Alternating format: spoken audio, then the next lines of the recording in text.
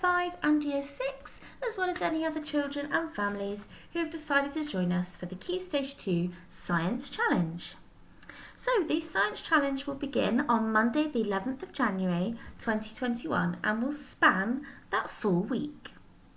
My name's Miss Dyer and we're going to be working scientifically this week, that means like a scientist, at home to answer a challenge question. I will be posting videos throughout the week to support you with your learning, but this is very much an independent task for you to have a go at home. For today's video, all you're going to need is a pencil, paper and ruler. And as you move through the video, you'll see that you will need some more equipment, but don't worry, it's all things you're going to be able to find at home. Okay, so let's get started. Like I said, we are going to be working scientifically to answer a question. Which material is the best insulator of ice? And straight away you might have some ideas. You might be asking yourself questions. Now children, you'll be very familiar with working with a gateway. Our gateway this half term is Explorers. Follow my passions and seek challenges in order to aspire to be the best version of myself. It might be useful to think of explorers in two ways. I've put them into questions for you. How have I shown determination and perseverance? How can I use reflection to make an informed decision when faced with a challenge? So this week, children, I will be asking you throughout your learning, how have you shown determination or perseverance? Have you used a reflection to make a decision? Have you had to overcome a challenge this week? How are you being the very best version of yourself? Okay, so we are going to follow the plan, do, review cycle, which children you'll be very familiar with as working as part of a scientist. As always, we start with the plan section. That's our focus for today. Now, in order to be able to plan, we need to firstly understand the question that we're asking. Which material is the best insulator of ice? Now, either on your own or with the people that you're working with at home or in school, pause the video now, have a look at that question and decide which words are the key words. Okay, hopefully you've picked out the key words. Let's see if we agree. If this was me, I would be picking which material is the best. So I want to know which material is the best, which would imply that there's more than one material. And if it's the best, then I'm looking for the top one, the top result or the best result. Now the bit that confuses me in the question is the word insulator. It's not a word I'm familiar with. The best insulator of ice. So straight away I'm already thinking, what is an insulator? What does that mean? Now children, this is a really good point for you to pause the video and do some of your own research. Can you find out what an insulator is? I'll give you a clue. Start with looking at thermal insulators. When you've got an idea, come back and we'll see if we agree. Hello again. Hopefully you've completed your research about insulators. Now you'll remember I suggested that you started with thermal insulators. Now a thermal insulator is a material that does not allow heat to pass through it easily. Thermal or heat insulators prevent or slow down the transfer of heat from one object to another. Heat flows naturally from a warmer object to a cold one. Okay, I'm going to give you an example now, children, to help you understand. I'd like you to think, please, about a pot of boiling water.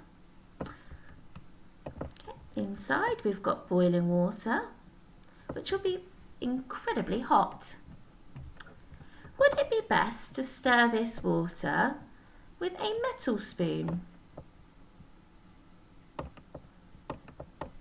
Please excuse my writing, it's very tricky to write with the mouse. Would it be better to write with a metal spoon? Would it be better to stir it with a wooden spoon? Or would it be better to stir it with a plastic spoon? Which one is the better insulator? Which one does not allow the heat to pass from the boiling water to the material? That's right, the wooden one. Hopefully that example has just helped you to understand what a thermal insulator is. If we go back to our question now, which material is the best insulator of ice? What we really want to know is which material is going to slow down the ice from melting or prevent it from melting. Let's have a think about materials now then. First of all, you're going to need something to represent your ice. Fantastic if you've got ice at home, you could make some up in an ice tray. Alternatively, if you don't have any ice at home, you could use an ice, sort of what do you call these? Ice lolly, sorry, an ice lolly. Perhaps it's coming to the end of its date and you need to use it up. Or you could use some ice cream at home. So let's think about different materials then, which would prevent ice from melting. Have a think to yourself, what materials could you find around your home? Perhaps you've got some toilet roll, or some aluminium foil, a kitchen towel. Perhaps you've got a cereal box, or some socks, or cotton wool. Do we want to experiment with only one material? Why?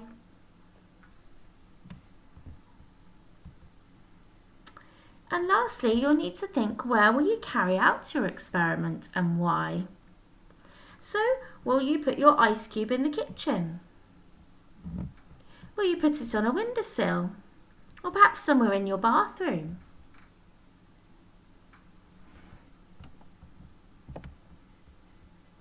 Remember, we're trying to find which material is the best insulator of ice.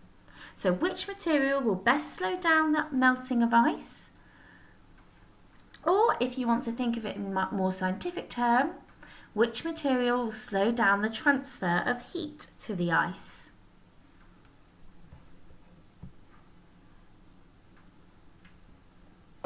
And lastly, Year 6 and any other children who have joined us, you will need to think, how will you measure which material was the best? So you may need to use a clock, or perhaps a mobile phone or a tablet with a timer on it. How often are you going to check your ice? Will you check it every hour, every 30 minutes, every 20 minutes? Or will you need to check it more regularly? Perhaps after a minute or 2 minutes. So your challenge today, everybody, is to plan your experiment. By the end of the day, you will have decided what you're going to use as your ice. Will you use an ice cube, an ice lolly, ice cream, or anything else you can find from your freezer? Which materials are you going to use? You might like to gather them up and have them ready for your experiment. And how are you going to measure your results? Are you going to use a watch or a timer? Again, you might like to organise yourself and be ready for your experiment. Once you've made your decisions, you might like to challenge yourself. Remember, our gateway is all about seeking challenges as an explorer or a scientist. I wonder, is there a thinking tool you could use to record your ideas about the three things: ice, materials and results. Don't forget, Year 6 and other children who have joined us, to make sure you share your learning with your teacher and your grown-ups at school on Class Dojo. You can be as creative as you like. You could take a picture. You could do a vlog, a little video of you speaking and talking about your experiment so far and what you've planned to do. Now, before Wednesday, you're going to need to complete your experiment. That means you're going to need to do the do part of our cycle. You might want to watch the next part of the video now so that you know what you're going to do in advance.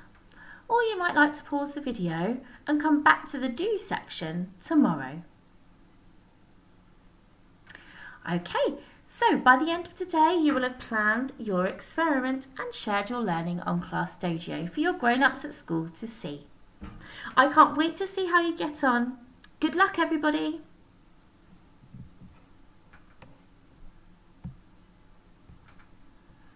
Okay, welcome back everybody to the Key Stage 2 Science Challenge, week beginning Monday the 11th of January 2021.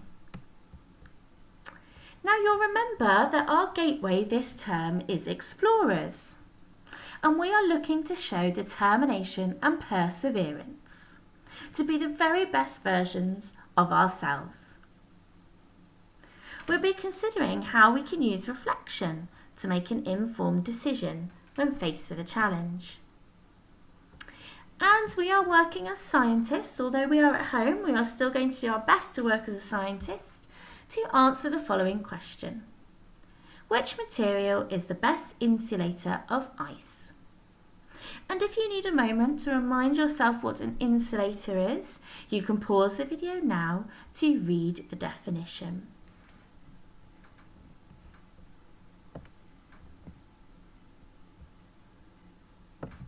So hopefully, as part of your planning yesterday or earlier today, you have prepared some ice or something similar, as well as some materials that you can use, and a form of timing how long it takes your ice to melt.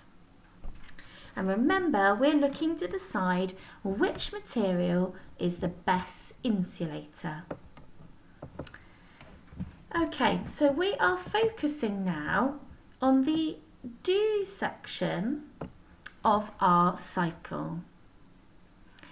Before we complete our experiment, as a scientist, we'll need to think really carefully about our hypothesis or our prediction. So you're going to need to decide what you think your results will show. For example, do you think the toilet paper will be the best insulator? Or do you think the aluminium foil will be? Now, a scientist will write a sentence to explain their hypothesis or their prediction. I've given you some sentence starters here to help you write your own hypothesis. Let's have a look. I think and you can enter your material here. So I think the toilet paper will slow down the melting because. Alternatively, you might like to say, I think the cotton wool will increase the speed at which the ice melts because it will heat it up. It's really key, Year 5 and Year 6 or any other children who have joined us today, that you include because in your prediction. A good scientist will always explain why. Okay, so pause the video now then and write your prediction. Good luck! Welcome back. Hopefully you have written your hypothesis or prediction and you're ready to think about your results. How will you record your results? How will you share your results? Now, you have already organised either a watch or a timer to time your results, but you also need to record these somewhere. Now, the easiest way to do this would be in a table. I've got your small example here for you. You can see I've got a heading, material, and a heading, time taken to melt. And I've put my unit of time in brackets underneath. If I was starting with the cotton wool, I would write cotton wool here. Please excuse my handwriting again. I'm using the mouse. And then I would time how long the ice takes to melt while wrapped in cotton wool, and I would record my time here. And then I would repeat for each material. So it is time now to pause the video and decide how you will record your results.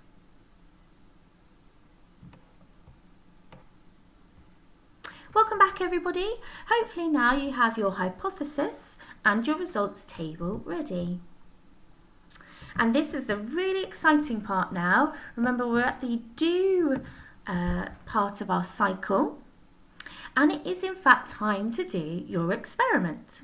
So you're going to need to think carefully about how you're going to wrap your material around your ice cube. I suggest using a plate or a tray or even a bowl to put your ice cube in, and then wrapping the material carefully around your ice cube.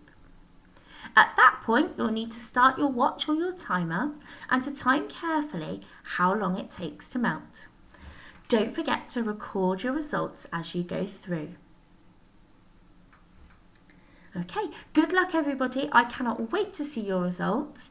Don't forget to take lots of pictures or a video of your experiment and to share your learning with your grown-ups on Class Dojo. Good luck everybody.